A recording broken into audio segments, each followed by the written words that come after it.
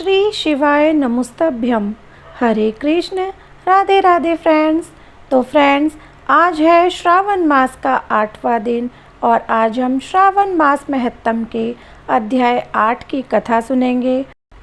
आज के इस अध्याय में भगवान शिव जी ने बुध और बृहस्पतिवार की व्रत कथा बतलाई है। श्रावण मास महत्तम की जो भी पहले के 7 अध्याय हैं उनकी वीडियो मेरे चैनल पर ऑलरेडी अपलोडेड है। अगर आपने वो अध्याय नहीं सुने हैं तो प्लीज़ आप मेरे चैनल पर जाकर ज़रूर से सुनिएगा। और श्रावण मास की जो भी अध्याय की वीडियोज़ आती हैं वो मेरे चैनल पर सुबह 5:15 बजे अपलोड हो जाती है।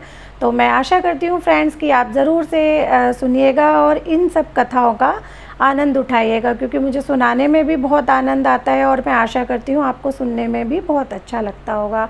तो चलिए फ्रेंड्स, अब भगवान श्री गणेश का ध्यान करते हैं और भगवान शिव जी और माता पार्वती से आशीर्वाद लेते हुए आज की कथा को हम आरंभ करते हैं।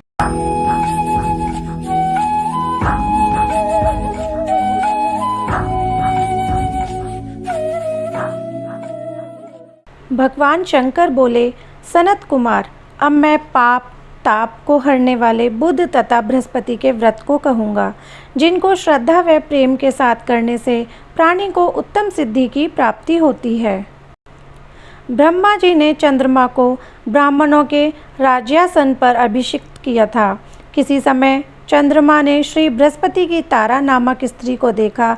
वह संपूर्ण लक्षण संपन्न, उमड़ती जवानी युक्त, रमणीय रूप लावण्य संपन्न थी। चंद्रमा उस रूप की खान अत्यंत सुंदर तारा को देखकर मोहित हो काम के वश में हो गया और अपने घर रखकर चंद्रमा ने अपने बल से गुरु पत्नी का उपभोग किया। बहुत काल बीत जाने पर उसके यहाँ एक पुत्र हुआ, जिसका नाम बुध रखा और जो विद्वान, रूपवान तथा सर्व लक्षणों से युक्त था। बृहस्पति अपनी पत्नी को तलाश करते हुए चंद्रमा के यहाँ पहुँचे और उससे कहा, मेरी पत्नी मुझे वापस लौटा दो। तुमने गुरु पत्नी के साथ कैसे गमन किया है? इस पाप से भला तुम्हारा किस प्रकार छुटकारा होगा? इस महापाप की ओर तुम्हारी बुद्धि किस प्रकार गई? अब तुम चुपचाप मेरी स्त्री को मुझे वापस लौटा दो और स्वयं प्रायश्चित करके पाप से रहित हो जाओ।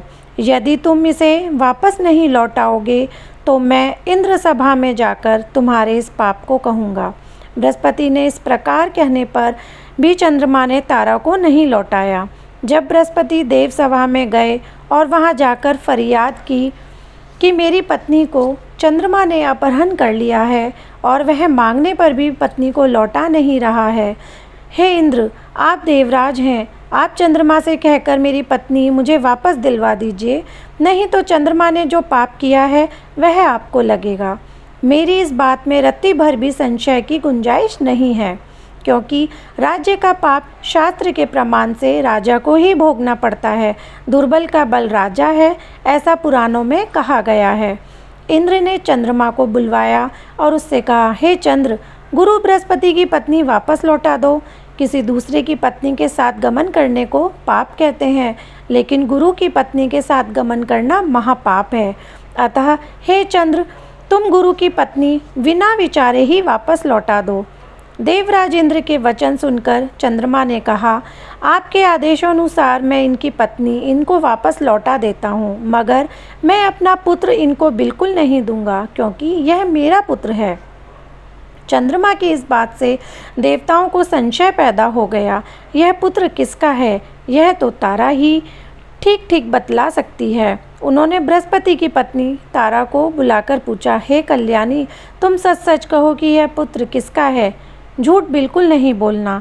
लज्जा से संपन्न तारा ने कहा, यह बालक चंद्रमा का औरस तथा बृहस्पति का क्षेत्रज पुत्र है।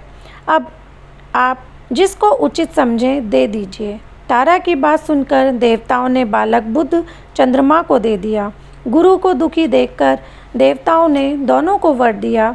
चंद्रमा से कहा, हे चंद्र, तुम घर जाओ, यह पुत्र तुम्हारा है। चंद्रमा तथा बृहस्पति पुत्र यह ग्रह होगा। हे सुराचार्य, तुम और भी शुभ वर को ग्रहण करो। जो मेधावी दोनों को मिलाकर एक साथ व्रत करेगा, उसे सब सिद्धियों की प्राप्ति होगी। यह बिल्कुल सत्य है और इसमें रत्ती भर भी संशय की गुंजाइश नहीं है। भगवान सदाशिव के प्रिय मास श्रावण में जो लोग बुध और गुरुवार के दिन अर्चन करेंगे उनके खजाने की अभिवृद्धि होगी तथा उसका क्षय नहीं होगा। नैवेद्य दही भात से दोनों मूर्तियां लिखनी चाहिए। जो मूर्तियों को झूले पर लिखकर अर्चन करता है वह दीर्घायु तथा संपूर्ण गुणों से युक्त पुत्र प्राप्त करता है। जो मनुष्य खजाने में मूर्ति लिखकर अर्चन करता है उसके खजाने की अभिवृद्धि होगी तथा उसका क्षय नहीं होगा। पाकशाला में लिखकर अर्चन करने से पाक वृद्धि और देवागार में लिखकर अर्चन करने से देव की दया प्राप्ति होती है। शयनागार में लिखकर अर्चन करने से स्त्री का वियोग कभी नहीं हो पाता। धान्य गृह में लिखकर अर्चन करने से धान्य की वृद्धि हो जाती है। इस प्रकार यथा स्थानुस का फल होता है। 7 वर्ष व्रत करके उद्यापन करना चाहिए। पहले दिन अधिवासन करके रात में जागरण करना चाहिए। सोने की मूर्ति बनवाकर विधि पूर्वक उसका अर्चन करना चाहिए। षोडशोपचार द्वारा अर्चन करना श्रेष्ठकार है। बाद में हवन करना चाहिए। तिल घी तथा खीर प्रज्वलित अग्नि में देनी चाहिए। चिंचिड़ा तथा पीपल की समिधाओं से हवन करके पूर्णाहुति डालनी चाहिए। मामा तथा भांजे को भोजन करवाकर अन्य ब्राह्मणों को भोजन करवाना चाहिए और स्वयं भी भोजन करना चाहिए। इस प्रकार 7 वर्ष तक व्रत करने वाला व्रती अपनी सब इच्छाओं को पूर्ण कर लेता है। जो विद्या की कामना करता है उसको विद्या की प्राप्ति हो जाती है। वह वेदों तथा शास्त्रों का मर्म जान लेता है। उसे बुद्ध ज्ञान एवं गुरु गुरुता प्रदान करते हैं। सनत कुमार ने भगवान सदाशिव से कहा, हे प्रभु, आपने जो मामा भांजे को भोजन करवाने के लिए कहा है इसका कारण कहिए। भगवान सदाशिव ने कहा, हे सनत कुमार, प्राचीन काल में एक मामा तथा उसका भांजा दोनों दरिद्र थे। वह एक दिन भोजन के लिए घूमते घूमते एक सुंदर नगर में जा निकले। उन्होंने श्रावण के महीने में उस नगर में प्रत्येक वार का व्रत करते हुए लोगों को देखा, लेकिन बुद्ध तथा गुरु का व्रत करते हुए किसी को नहीं देखा।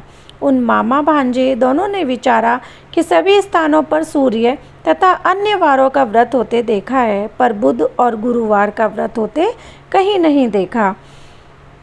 क्यों ना हम दोनों इस व्रत को करें? यह अनुचित व्रत है, इसे हम करेंगे। लेकिन विधि विधान न जानने के कारण वह दोनों संशयापन हो गए। तब उसी रात उन दोनों को स्वप्न में व्रत करने की विधि ज्ञात हो गई। उस विधि के अनुसार दोनों ने व्रत किया तथा उनको बड़ी भारी संपत्ति की प्राप्ति हुई और दोनों धन कुबेर हो गए। उनको ऐश्वर्य दिनों दिन बढ़ता गया। इस तरह पूरे 7 वर्ष तक व्रत करके वह पुत्र पौत्र आदि से संपन्न हो गए। बुद्ध और गुरु दोनों ने प्रत्यक्ष होकर उनको वर दिया। आप दोनों ने हमारे व्रत का सुविचार किया है। आज से जो कोई भी इस व्रत को करेगा और मामा तथा भांजे को भोजन कराएगा वह उत्तम सिद्धियों को प्राप्त करेगा और जब इस संसार से विदा होगा तो जब तक चंद्रमा और सूर्य रहेंगे तब तक हमारे लोक में रहेगा। तो फ्रेंड्स, ये था श्रावण मास महत्तम का 8वां अध्याय जो कि समाप्त हो चुका है और मैं आशा करती हूँ कि आपको ये अध्याय श्रवण करने में बहुत आनंद आया होगा, जैसे मुझे सुनाने में आनंद आ रहा है।